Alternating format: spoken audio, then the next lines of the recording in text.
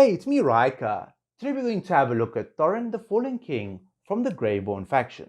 So we're going to have a deep dive into how this hero works, where they can be used, and what is the minimum investment that you need to invest into this hero to get you started. So let's begin.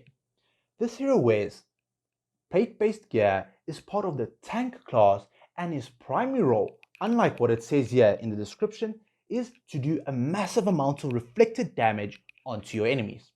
So his ultimate skill, retaliation.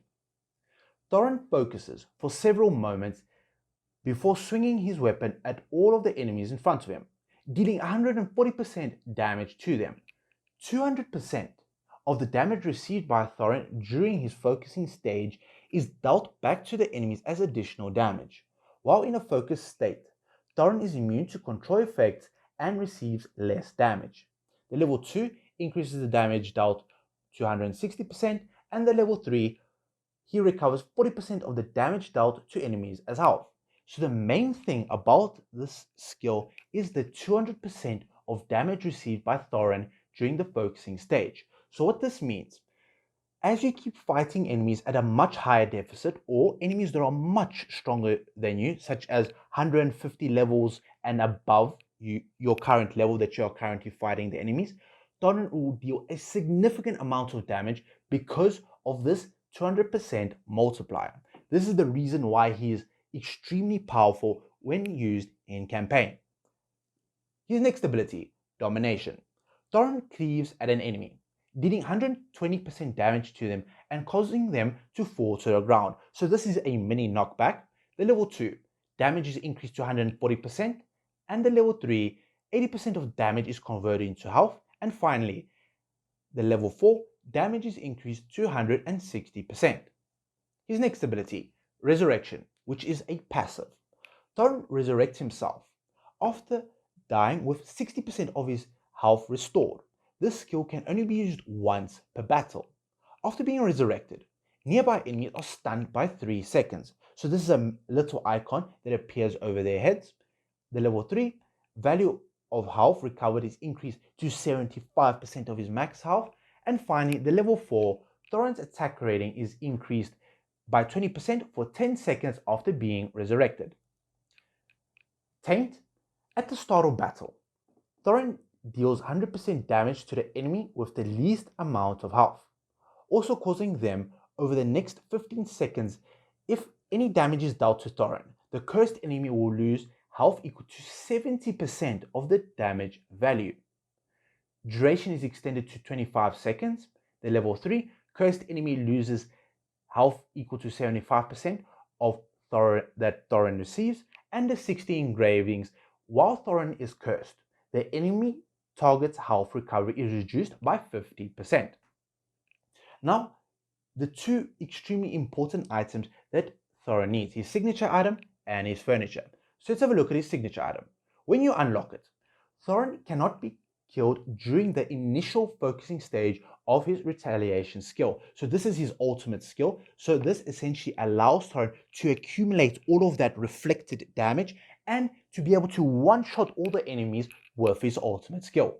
The level 10, Thoran's max health is increased by 15%. The level 20, Thoran's max health is increased by 30%. And finally, the level 30 upgrade, Thoran cannot be killed in battle for the first 2 times that he enters the focusing phase of his retaliation skill. This is his ultimate skill. His furniture.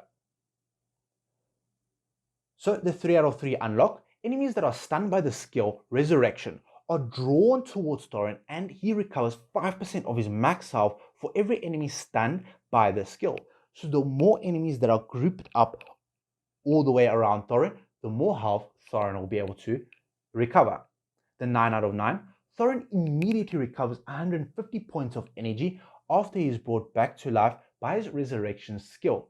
In some cases, this is extremely crucial to get, as because he is extremely fragile, this allows him to get enough energy to be able to use his ultimate skill and to be immune to all damage and control effects for that duration that his ultimate is being used. So let's have a look at how he does in battle. Now, when you use him against enemies of similar level, so in this case 190 or in this case 240, Thoran will not be able to deal a significant amount of damage with his ultimate skill. Now, as you get higher and higher level deficit, Thoran will be able to do more and more damage. Now, as we can see here, he's slowly building up energy, and as we can see here, he's charging up his retaliation skill. There we go, he swings his sword, and he nearly one-shotted this little enemy over here. There we go, now he's being targeted by the enemy mage and one of the melee units. So he's charging up his ultimate again, and he is able to one-shot this enemy over here and nearly one-shots the second enemy as well. Now, as we can see, this is a small area of effect. So the closer the enemies are together, the more damage Thoran will be able to deal to them. So as we can see, he's charging his ultimate skill over here. However, no damage is received by the mage over here. So therefore, you will need a couple of heroes in your team in order to be able to group the enemies around Thoran so you can do damage more effectively to the enemies. So let's have a look at how he does in campaign. Now this is a much higher deficit where he's extremely potent in this specific game mode.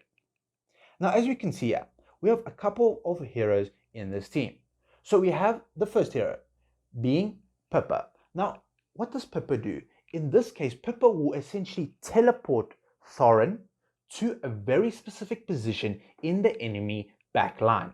Now once Pippa does this, Thoran will have a couple of seconds to build up his energy and to be able to use his ultimate within the duration that Pippa teleports Thoran over the battlefield. Then we have a distracting hero or a displacement hero, this is being Zafrael, which will essentially distract enemies for a while so that Thoran can slowly build up his energy. Then we have another hero being Rain. Now usually this hero is used to increase the amount of damage that the enemy takes or increase the amount of energy that Thoran can generate. And then we have another hero. Now this hero is usually a fodder hero that's not very important and doesn't really provide much benefit to this team. So another energy based hero that can provide energy to Thoran, or another hero that can group the enemies more tightly around Thoran. So let's have a look at how this works. So this is roughly a 200 level deficit, which is extremely high, and this allows Thoran to work extremely effectively. So as we can see here, we have Thoran charging up his ult, Rain buffs the enemies so Thoran can deal more damage to them, and there we go, he nearly one-shotted all of the enemies using that single ultimate skill. Now he's going up for his second ultimate, and he one-shotted the rest of the enemies all by himself. Now as we can see, a significant amount of damage was dealt from all the damage that was inflicted on him. So as we can see, this is the damage taken. So all of this damage was essentially doubled because of his ultimate skill, as this is multiplied by 2, and the rest of his abilities allowed him to do even more damage to the enemies. So as we can see here, he was able to solo all the enemies by himself. Now he's extremely effective in campaign because of the high level deficits that he can undertake. Now in addition to this, Thoran is very flexible with the heroes that can be placed around him. That is one of the teams that he can work really well with, and this is another team where we have two energy based heroes such as Laika and Aziz providing all the necessary energy for Thoran to ult. Then we have a displacement hero over here being Kalthar, which will essentially move the enemies closer to Thoran so he can deal more damage to the enemies while they're grouped up together. So when we look at this battle, Thoran stands right in the middle, throwing his taint ability immediately. Now, he got teleported by the enemy Kalthar into the enemy lines. This allowed him to essentially pull all of the enemies together, as can be seen there. And now the enemy is taking a massive amount of damage from his ultimate skill. There we go, and he is able to one-shot all the enemies seamlessly by himself. Now this was all with the help of his teammates that do not need the massive amount of investment compared to Thoran. So what is the minimum amount of investment that I recommend into Thoran? So I would always recommend getting him all the way to 30 signature item. This is due to the fact that this allows him to use his ultimate 2 times and essentially be able to reflect twice all that reflected damage and one-shot the enemies either in the first use of the ultimate skill or the second use of the ultimate skill. This is especially effective if you are fighting a Brutus who has a immunity shield, or you are fighting a Flora who needs to come down so that Thoran can use his ultimate a second time to one-shot the enemy Flora. Now, in addition to this, an extremely beneficial item is his furniture.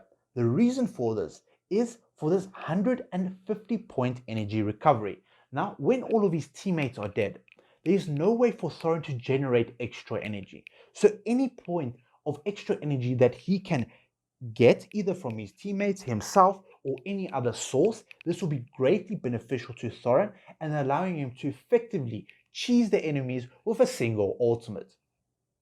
Now, there are many other teammates that he can work extremely well in that I'll cover in a separate video. However, he's also very dependent on his gear, as depending on what pieces of gear you use, this will make him more effective depending on the pieces and the placements of relics, gears, and teammates with him.